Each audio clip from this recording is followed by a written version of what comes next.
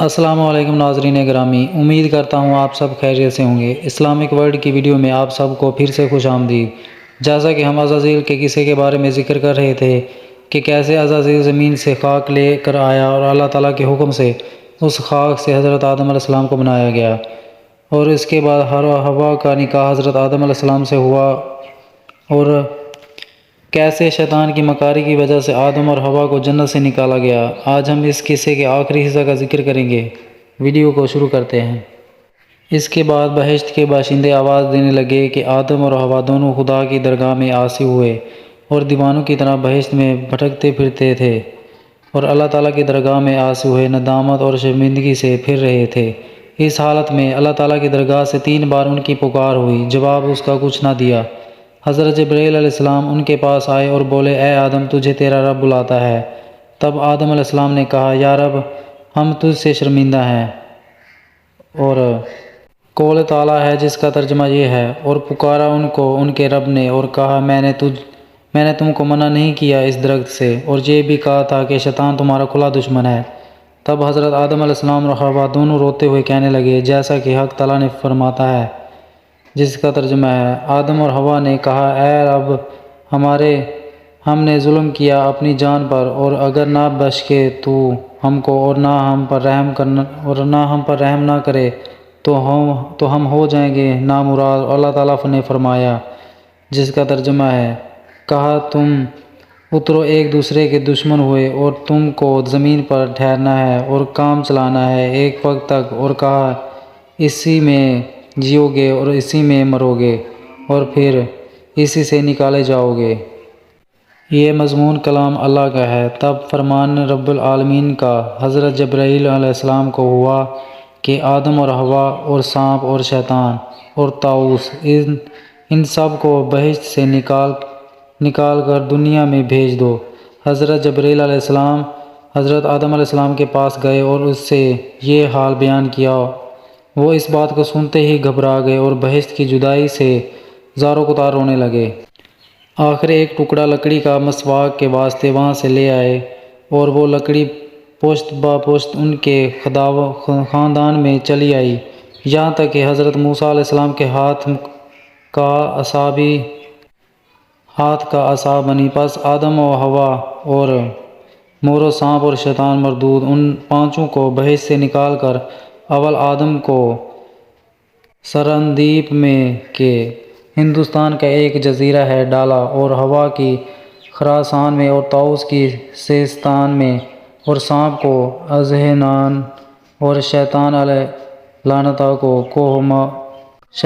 کوہ مانند میں ڈالا۔ اور اسی وقت سانپ کے 4 ہاتھ اور پاؤں مثل شتر کے تھے۔ بیاس اور واقع ہونے سے ماجرے کے اللہ تعالیٰ نے اس سے لیے تاکہ وہ پیٹھ کے بل چلے اور خاک چانے اور کھائے۔ حضرت آدم علیہ السلام کو جب سرندیپ میں ڈالا، وہ اپنے گناہ سے 40 برس تک روتے رہے، اور دوسری روایت میں ہے کہ 300 برس تک روتے رہے، اور ایسا کہ اب چشم سے ان کی نہریں جاری ہوئیں، اور کنارے پر نہروں کے درخت خرما اور لونگ اور جائفل پیدا ہوا، اور حوا کے آنسو سے مہندی اور وسمہ اور سرما پیدا ہوا، اور جو قطرات ان کے آنسو کے دریا میں گرے اس سے مروادید پیدا ہوئے تاکہ ان کی لڑکیوں کے زیورات بنے۔ اور ایک روز جبرائیل علیہ السلام آدم کے پاس آئے اور کہا، اے آدم علیہ السلام، قبل اپنی موت کے حج کر لو۔ وہ موت کی خبر سنتے ہی ڈرے اور اٹھ کھڑے ہوئے، حج کا قصد کیا۔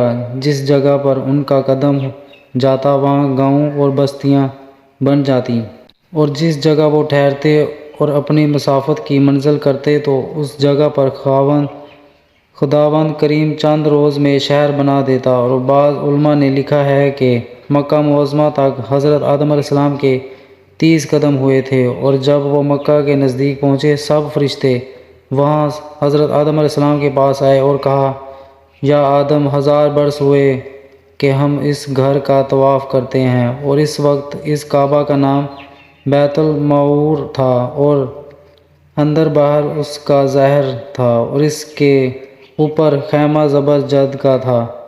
اتنا بھی اس کے سونے کی تھیں، اور جو مکھیں اس کی تھیں آج وہ ستون ہیں، اور ہم حرم شریف میں داخل ہیں، اور جو اس شکار اس میں پناہ لے اس کا مارنا حرام ہے۔ مطلب کہ جو شکار اس میں رہتا تھا اس کو مارنا حرام قرار دیا جاتا تھا۔ اور آدم علیہ السلام عرفات میں جبل رحمت پر آرام واسطے جب بیٹھے تو حوا کو دیکھا کہ جدے کی طرف آتی ہیں۔ انہوں نے اٹھ کر انہیں گودی میں اٹھا لیا اور دونوں زار زار رونے لگے۔ چنانچہ اس کے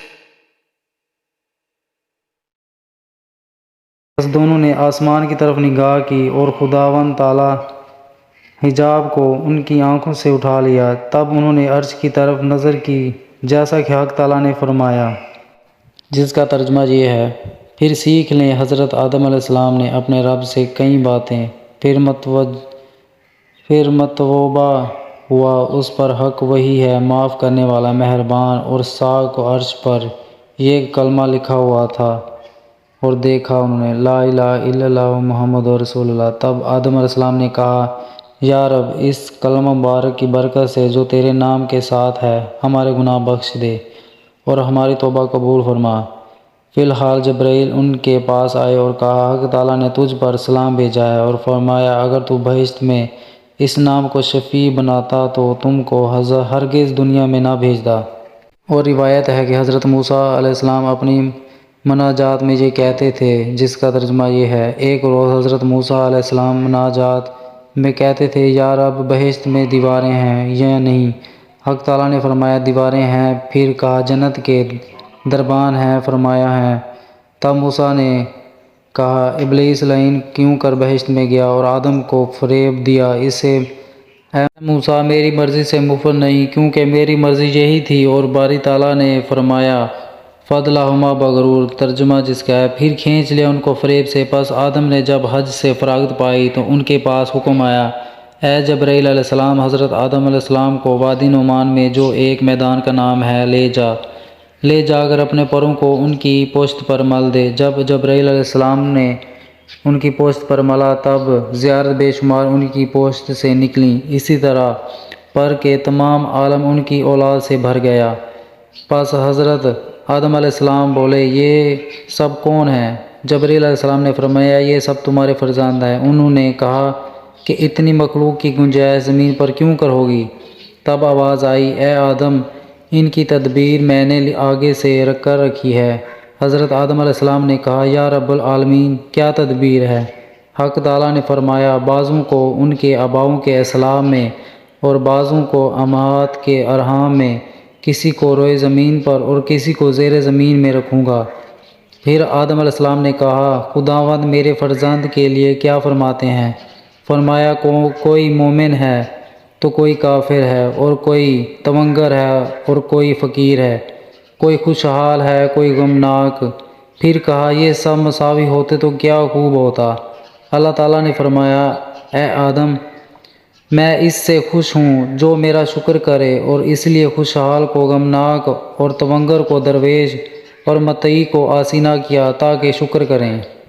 پس اللہ تعالیٰ کا حکم ہوا کہ زیارت آدم کی کھڑکی ہوئیں صف باندھ کر مشرق سے مغرب تک اسی وقت کھڑی ہوئیں۔ سب کی سب جو لوگ داہنی طرف آدم کے کھڑے تھے وہ سب کے سب مومن تھے، اور صف اول میں انبیاء میں سب سے آگے حضرت محمد صلی اللہ علیہ وسلم کھڑے تھے، اور جو لوگ بائیں طرف ان کے کھڑے تھے وہ سب کے سب کافر اور صف اول میں ان کے جبار اور متکبر تھے۔ بعد امر الہی سے ہوا، الست بربکم، کیا میں تمہارا رب نہیں ہوں؟ قالوا ابلی، بولے سب کا سب سچ ہے، تو بے شک ہمارا رب ہے۔ اس کے حق تعالیٰ نے کہا کہ سجدہ کرو تم اپنے رب کو۔ پس جو لوگ داہنی طرف حضرت آدم کے کھڑے تھے وہ سب کے سب سجدے میں چلے گئے، اور جو لوگ کے بائیں طرف تھے ان لوگوں میں سے کسی نے بھی سجدہ نہیں کیا۔ پھر دوسری دفعہ حضرت اللہ تعالیٰ نے ارشاد فرمایا، سجدو، یعنی سجدہ کرو تم اپنے رب کو۔ جو لوگ بطرف راست تھے ان میں سے سجدہ کسی نے کیا اور کسی نے نہ کیا، اور جو کہ بطرف چپ تھے ان میں سے بھی بعض نے سجدہ کیا اور بعض نے نہ کیا۔ یہ حقیقت دیکھ کر حضرت آدم علیہ السلام نے جناب باری میں عرض کیا، اے رب، اس میں عجیب و غریب جو میں نے دیکھا ہے اسے تو مجھے آگاہ کر، کہ جو لوگ داہنی طرف میرے کھڑے تھے، پہلے حکم میں سے سب نے سجدہ کیا، اور ثانی حکم میں ان میں سے بعض نے کیا اور بعض نے نہ کیا۔ اس میں کیا راز الہی تھا؟ ندا آئی، اے آدم، جس قوم نے کہ اول و آخر میں سجدہ کیا وہ مومن ہوں گے اور مومن مریں گے، اور جنہوں نے اول و آخر میں سجدہ نہ کیا وہ کافر پیدا ہوں گے اور کافر مریں گے، اور جنہوں نے اول میں سجدہ کیا ثانی میں نہ کیا وہ مومن پیدا ہوں گے اور کافر مریں گے۔ نعوذ باللہ من ذالک، اور جس نے ثانی حکم میں سجدہ کیا اور اول میں نہ کیا وہ کافر پیدا ہوں گے اور مومن مریں گے۔ اور اللہ تعالیٰ نے فرمایا، جس کا ترجمہ ہے، حق تعالیٰ فرماتا ہے کہ اے آدم، جو لوگ تیری داہنی طرف ہیں سب بہشتی ہیں، اس کی مجھے کچھ پرواہ نہیں، اور جو کہ بائیں طرف کھڑے ہیں وہ دوزخی ہیں، مجھے کچھ پرواہ نہیں۔ اے آدم، نہ ان کی اطاعت سے مجھے کچھ فائدہ ہے اور نہ ان کی معصیت سے کچھ ضر۔ پس ایک فرشتے کو حکم کیا کہ عہد نامہ یعنی عہد کا جو حکم فرمایا اس کے سوا اور دین قبول نہیں، اور وہی فرشتہ اللہ کے حکم سے پتھر ہو گیا، اور وہ پتھر خانہ کعبہ کے داہنے رکن میں رکھا گیا ہے۔ اب اس کو حجر الاسود کہتے ہیں، اور سب حاجی اس کو بوسہ دیتے ہیں۔ پھر روز قیامت میں وہی پتھر فرشتہ ہوگا جس صورت میں پر وہ پہلے تھا، اور ہر ایک کا عہد نامہ کھولا جائے گا۔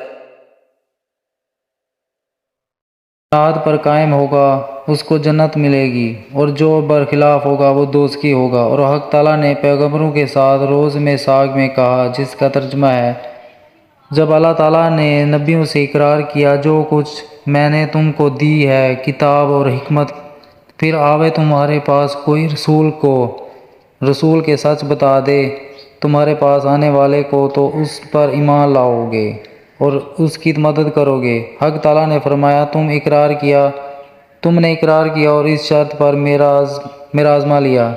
سب بولے، ہم نے اقرار کیا۔ فرمایا، تم شاہد رہو اور اس میں بھی تمہارے ساتھ شاہد ہوں۔ پھر جو کوئی جائے اور اس کے بعد تو وہی لوگ ہیں بے حکم، اور فرمایا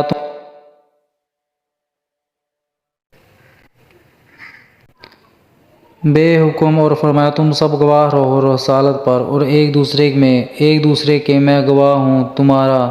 پھر فرمایا، اے آدم، تم سیس پر گواہ رہو، اے سیس تم ادریس پر گواہ رہو، اور اے ادریس تم نوح پر، اور اے نوح تم ابراہیم پر، اور اے ابراہیم تو اسماعیل پر، اور اے اسماعیل تم اسحاق پر گواہ رہو، اسی طرح حضرت عیسیٰ تک۔ اور فرمایا، اے پیغمبرو، تم رسالت پر پیغمبر آخر الزمان کے گواہ رہو، اور اپنی قوم کو وصیت کیجیے کہ ان کے رسالت پر ایمان لائیں اور نصرت دیویں۔ اللہ نے اقرار لیا نبیوں کے مقدمے میں۔ نبی اسرائیل سے فائدہ یہود مسلمانوں سے کہتے ہیں کہ تمہارا نبی ہم کو کہتا ہے کہ بندگی کرو اپنے رب کی، ہم تو پہلے ہی بندگی کرتے ہیں اس کی، مگر وہ چاہتا ہے کہ میری بندگی کرو۔ سو اللہ تعالیٰ نے فرمایا کہ جس کو اللہ تعالیٰ نبی بنائے اور وہ لوگوں کو کفر سے نکال کر اسلام میں لائے، پھر کیوں کر ان کی یہ بات سکھائے، مگر تم کو یہ کہتا ہے کہ تم جو آگے دینداری تھی، جیسا کہ کتاب کا پڑھنا اور سیکھنا، وہ نہیں ہے اب میری صحبت سے، پھر وہی کمال حاصل کرو۔ ناظرین، یہ تھا عزازیل کا لاسٹ حصہ۔ ملتے ہیں اگلے نئے قصے کے ساتھ، تب تک کے لیے اللہ حافظ۔